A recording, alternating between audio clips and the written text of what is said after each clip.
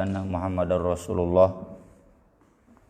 Allahumma shalli wa sallim wa barik ala Muhammad wa ala alihi wa sahbihi wa man tabi'ahum bi ihsan, amma ba'd.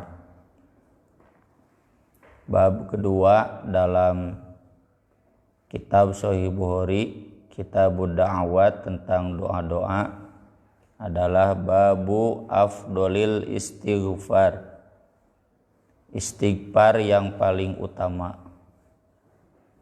Hadis yang dituliskannya adalah hadis tentang sayyidul istighfar. Sayyid itu tuan, kan biasa diterjemahkan tuan atau raja, rajanya istighfar. Sayyid arti asalnya orang yang dijadikan andalan dalam setiap urusan, dalam pertanyaan, penanyaan lah kalau kata orang Sunda, sayyid. Sebagaimana biasa Imam Bukhari sering menuliskan ayat Al-Quran sebagai pengantar dari kajian hadisnya. Di sini beliau menuliskan dua ayat, yang pertama surat dan seterusnya, yang kedua surat Ali Imran ayat 135. A'udzu billahi minasyaitonir rajim. Istaghfiru rabbakum. Sebelumnya faqultus taghfiru rabbakum innahu kana ghaffara. Istighfarlah kalian kepada Rabb kalian, sesungguhnya Dia Maha Mengampuni. Yursilis samaa'a 'alaikum midrara. Dia pasti mengirimkan kepada kalian air hujan dengan deras. Wa yumdidukum bi amwali wa banin. Dan pasti menambah kepada kalian harta dan anak. Wa yaj'al lakum jannat. Dan menjadikan untuk kalian kebun-kebun. Wa yaj'al lakum anhara. Dan menjadikan untuk kalian sungai-sungai. Jadi Nabi Nuh dari dulu sudah mengajarkan bahwa khasiat atau manfaat dari istighfar itu adalah menurunkan hujan, menumbuhkan tumbuh-tumbuhan, kebun, sungai, mengalir deras, menambah harta dan keturunan. Ini tentu akan ditolak oleh orang yang otaknya sekuler. Apa kaitan antara harta dengan istighfar? Kita yang tidak sekuler, yang betul-betul beriman, sami'na wa ata'na, jangan terkecoh dengan dalil-dalil logis dan empiris. Karena kebenaran itu tidak selalu dasarnya harus logis dan empiris. Kalau Allah sudah berfirman, itu al-haqqu mir rabbik fala takunanna minal mumtarin, pasti benar. Masalah nanti apa kaitannya, itu nanti harus ada penelitian lebih lanjut. Pasti ada kaitannya, pasti ada banyak faktanya bahwa istighfar itu mendatangkan keberkahan di bumi. Maka dari itu ada athar yang terkenal dari Al-Hasan Al-Basri. Ibnu Hajar menuliskannya dalam Fathul Bari. Inna rajulan syaka ilahi al-jadab. Ada seseorang, Al-Hasan Al-Basri kan ulama tabi'in, wafat sekitar tahun 110 Hijriah. Ada seorang datang kepada beliau, ya Ustadz kalau sekarang ya Syekh, punten Ustadz, ini tanah kami kekeringan, tidak kunjung turun hujan. Jawaban dari Al-Hasan Al-Basri, istaghfirillah, istighfarlah kamu kepada Allah. Kemudian ada lagi, wasyaka ilahi akhir al-faqr. Ada orang yang datang konsultasi curhat, saya kok hidup miskin gitu, selalu merasa kurang. Jawaban Al-Hasan Al-Basri, istaghfirillah, istighfarlah kamu kepada Allah. Wa syaka ilaihi akhar jafafa bustanihi. Yang lain mengadu kebunnya, hasil panennya tidak menggembirakan. Pentil wungkul cenah buahna teu jadi. Faqala, kata Al-Hasan Al-Basri, istaghfirillah, istighfarlah kamu kepada Allah. Wa syaka ilaihi adamul walad, ada lagi yang lain yang mengadu, saya enggak punya anak. Maka jawaban Al-Hasan Al-Basri, istaghfirillah, istighfarlah kepada Allah. Dan Al-Hasan Al-Basri di setiap jawabannya itu membacakan ayat ini, surat Nuh. Faqultu astaghfiru rabbakum innahu kana ghaffara yursilis samaa'a 'alaikum midrara wa yumdidkum bi amwali wa banin wa yaj'al lakum jannat wa yaj'al lakum anhara. Jadi jelas ada kaitan antara istighfar dengan semua keberkahan, keselamatan dan kebahagiaan di dunia tersebut. Dan dalam ayat lain kan Allah menjelaskan ketika seseorang berbuat dosa itu otomatis mendatangkan siksa. Siksanya itu bukan hanya nanti di akhirat tapi juga termasuk di dunia. Wujud siksa di dunia itu yang tadi dicurhatkan oleh jamaah Al-Hasan Al-Basri kepada beliau. Usaha tidak lancar, harta tidak kunjung cukup, ya. Anak nggak ada yang soleh dan seterusnya. Itu kata Al-Hasan Al-Basri, istighfar. Yang kedua, surat Ali Imran ayat 135. Walladzina idza fa'alu fahishatan aw zalamu anfusahum dzakarullah. Orang-orang ini sedang menjelaskan orang bertakwa. Orang yang bertakwa adalah orang yang apabila mereka mengerjakan fahisyah, perbuatan nista, dosa besar. Fahisyah merujuknya ke zina. Au dzalamu anfusahum, atau mereka menganiaya diri mereka sendiri. Jadi mau dosa besar, mau dosa kecil, dzakarullah, mereka langsung ingat kepada Allah, fastaghfaru lidzunubihim, lalu mereka pun beristighfar untuk dosa-dosa mereka. Wa may yaghfiru dzunuba illallah, dan tidak ada lagi yang bisa mengampuni dosa kecuali Allah. Walam yusirru ala ma fa'alu wa hum ya'lamun, dan mereka tidak melanjutkan apa yang sudah mereka perbuat tersebut, maksudnya dosa-dosa, karena mereka sudah tahu. Di sini Allah menyebutkan baik dosa besar, dosa kecil, langsung orang bertakwa itu zakarullah dan istighfar. Ada dua, ada zikir, ada istighfar. Ini juga menunjukkan bahwa orang yang bertakwa bukan berarti bebas dari dosa. Aya wae dosa mah, mau dosa besar, mau dosa kecil. Cuma bedanya kalau orang bertakwa itu pas mengerjakan dosa langsung ingat. Bedanya dengan yang tidak bertakwa, mereka mengerjakan dosa tapi diingat-ingat. Bahkan diingatkan pun orang yang tidak bertakwa itu tidak mau ingat.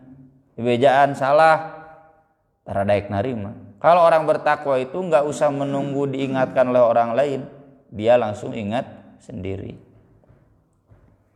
Apa yang dimaksud zikir dan istighfar di sini? Ada banyak penafsiran para ulama. Yang pertama, zikir langsung ingat siksa Allah. Di hatinya sudah peka. Ini sama dengan surat Al-A'raf ya, di halaman terakhir. Innal ladzina taqaw idza massahum ta'ifum minasyaiton tadzakkaru fa idzahum mubsirun. Orang bertakwa itu apabila disentuh oleh setan, mereka langsung ingat dan mereka langsung bisa melihat kesalahan diri mereka sendiri. Salah satu ingat di situ adalah ingat siksa Allah. Yang kedua, yang dimaksud zakaru dzikir di sana adalah tafakkaru fi anfusihim annallaha sa'iluhum. Mereka langsung ingat bahwa Allah nanti kelak akan meminta pertanggungjawaban daripada malu nanti di akhirat, mending malu di dunia. Kadang kan kita untuk meminta maaf gengsi, malu mending di dunia daripada nanti di akhirat. Maka kemudian dia istighfar. Yang ketiga, hadis sahih menurut Ibnu Hajar Al-Asqalani, riwayat Imam Ahmad, Abu Dawud, Tirmidzi, An-Nasai, Ibnu Majah dan Ibnu Hibban dari hadis Ali bin Abi Thalib. Kata Ali bin Abi Thalib, haddatsani Abu Bakrin As-Siddiq, aku dapat hadis ini dari Abu Bakar As-Siddiq. Wa shadaqa Abu Bakrin, dan Abu Bakar itu pasti benar, orang jujur, namanya juga As-Siddiq. Sami'tun Nabi sallallahu alaihi wasallam yaqul, Abu Bakar mengajarkan kepada Ali. Ya, ini kan Abu Bakar ulama, Ali juga ulama, saling transfer ilmu. Saya mendengar Nabi sallallahu alaihi wasallam bersabda, "Ma min rajulin yudhnibu dzanban tsumma yaqum fayatatahharu fayuhsinut tuhur tsumma yastaghfirullah azza wa jalla illa ghufira lahu." Tidak ada seorang pun yang berbuat dosa lalu dia berdiri, bersuci, wudu dan bagus wudunya, kemudian dia istighfar kepada Allah azza wa jalla, maka pasti dia diampuni. Dalam sanad yang lain disebutkan sesudah bersuci itu kemudian yusolli rakaataini, sholat 2 rakaat. Kemudian dalam sholatnya itu dia mengucapkan istighfar untuk dosa yang tadi.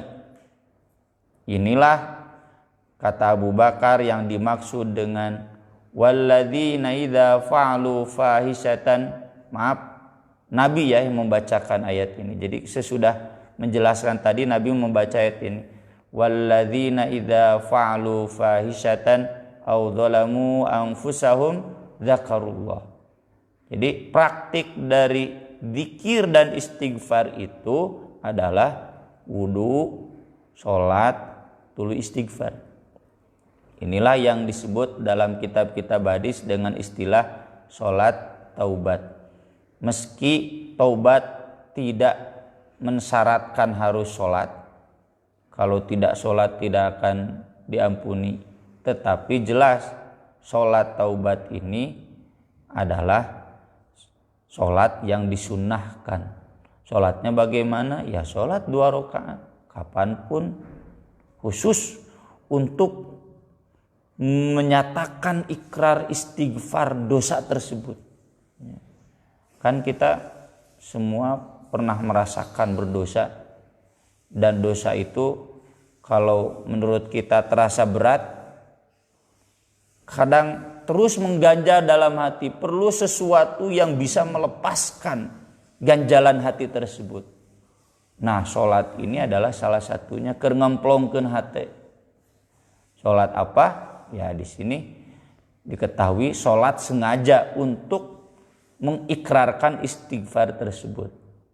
Bacaannya bagaimana? Kalau Nabi tidak menjelaskan, berarti bacaannya ya seperti sholat biasa. Istighfarnya bagaimana? Nabi tidak menjelaskan khusus, berarti istighfar yang seperti biasa.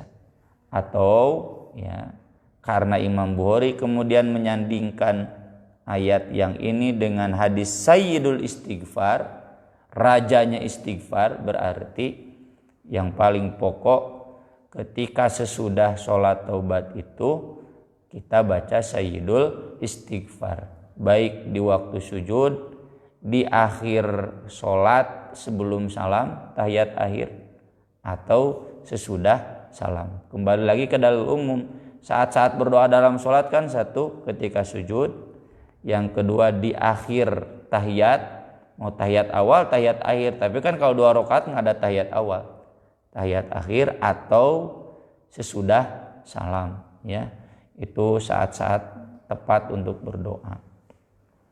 Saya sering ada pertanyaan, Ustaz, bagaimana kedudukan sholat taubat? Sahih hadisnya. Saya belum menemukan ulama hadis baik yang dulu atau yang sekarang. Yang sekarang misalkan Syekh Albani, Syekh bin Baz, Syuaib Al-Arnaud, ya.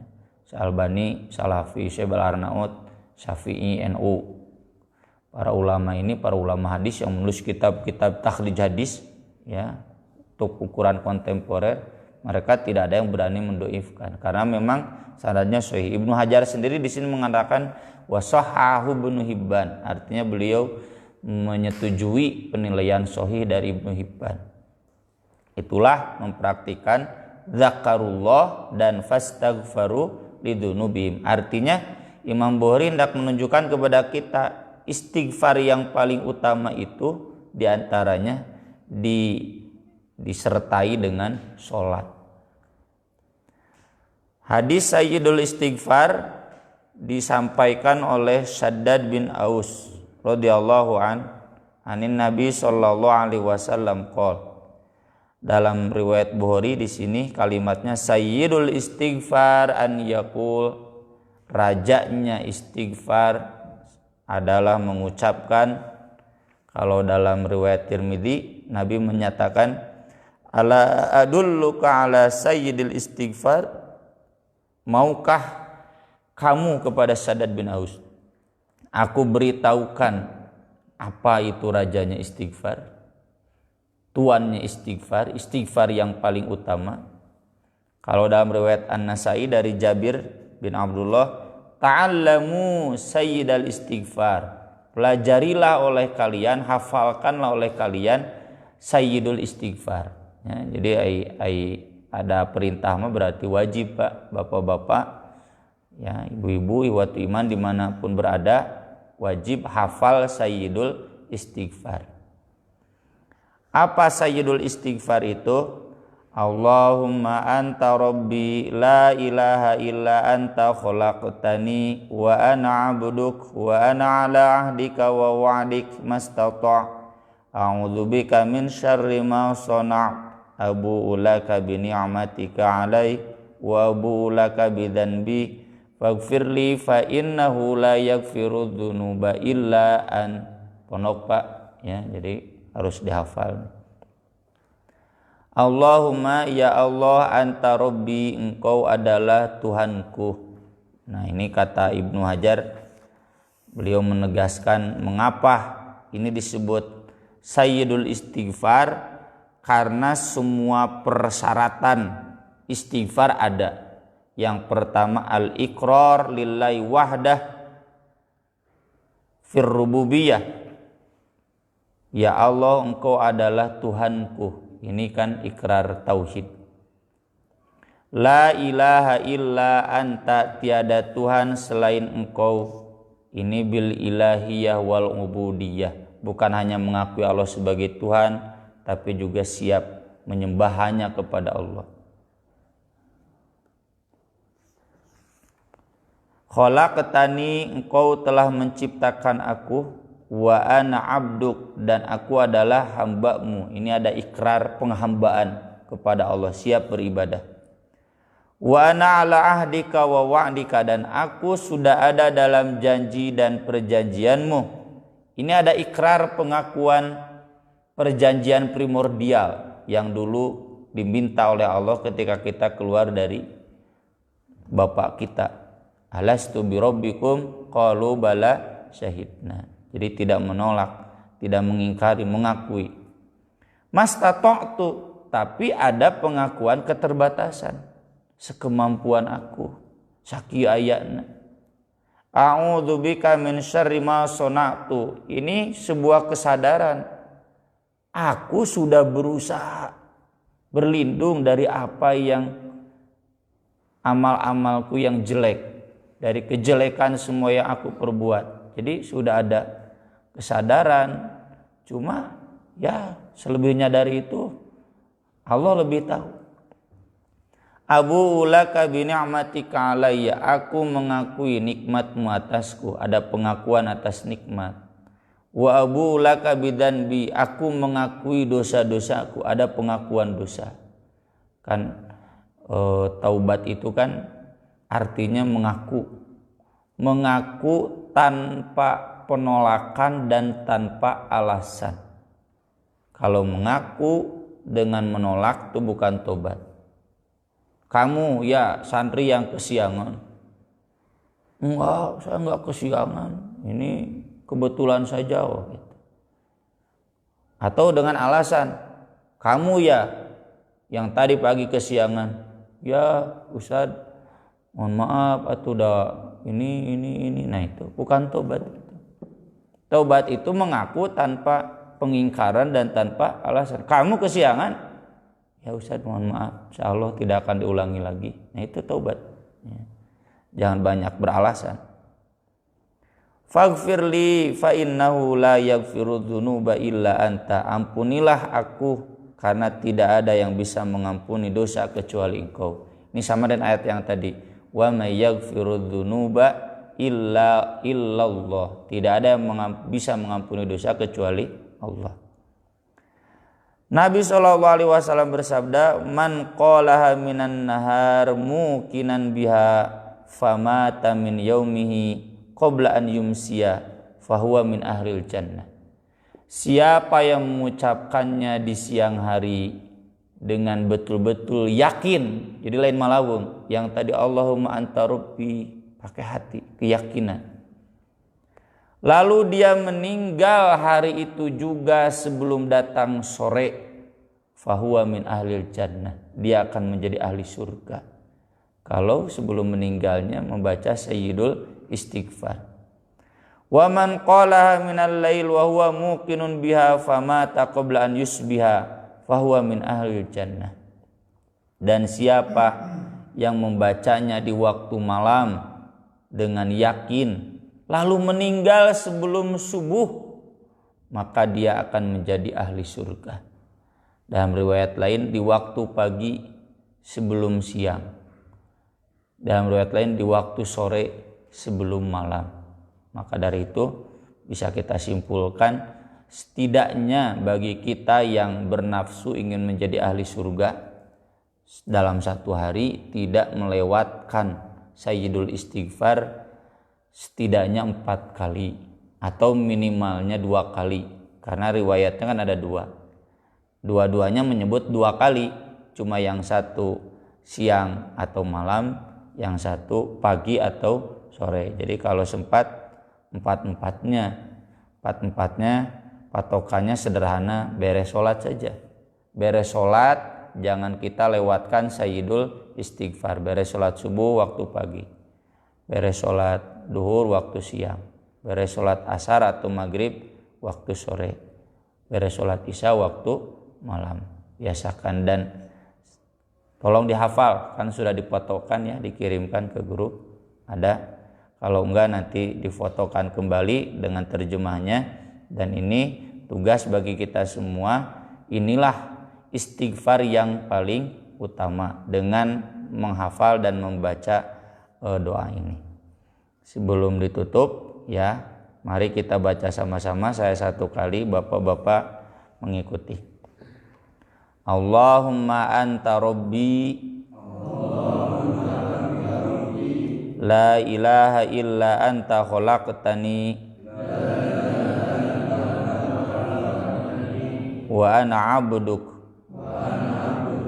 wa ana ala ahdika wa wa'dika mastata'tu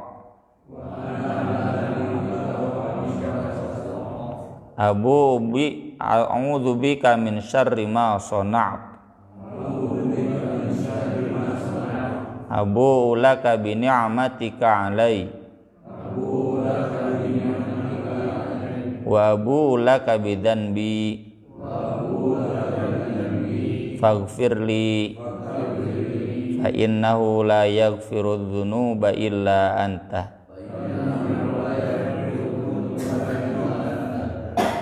Qul qawli hadza wa astaghfirullah li wa lakum. Rabbana atina fid dunya hasanah wa fil akhirati hasanah wa qina adzabannar. Subhanallah wa bihamdihi subhanallahil azim.